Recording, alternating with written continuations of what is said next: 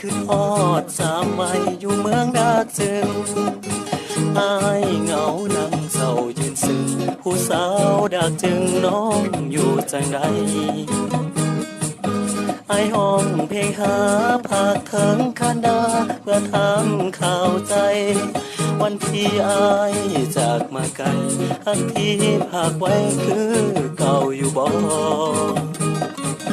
คือทอดเมื่อข่าวอายและน้องสาวสร้างหักผูกพันในบุญจะเป็นวันนั้นสองเฮาสาบานสัญญาอ่อนนั่งดูดเหล้าให้เอ่ยไขคำหาถึกใจถึกคอบ่เมาเหล้าให้ดอกน้องเมาคาลมหักของน้องคนนี้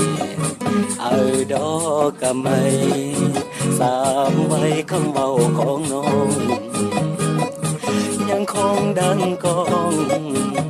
ในหูทุกวินาทีให้หาเขามันคือผู้ก็กิ่งเถิดนาคนนี้บ่จางเลือดแห้งในนี้คือสายห้วยพวงเด้อหักสองเฮา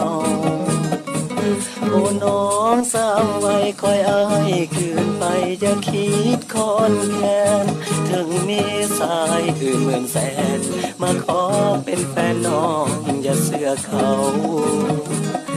อายจากมาใกล้น้องจงเสื้อใจยังหาคือเก่าสิคืนไปหา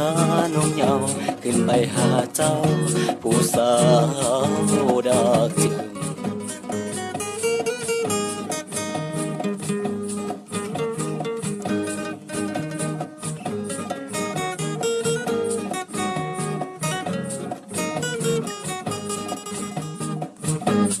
ดอกกะไม่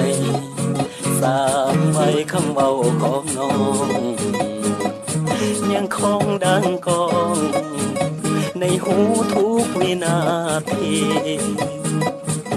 ให้หาเขามันคือผู้ก็กินเถิดนาคนนี้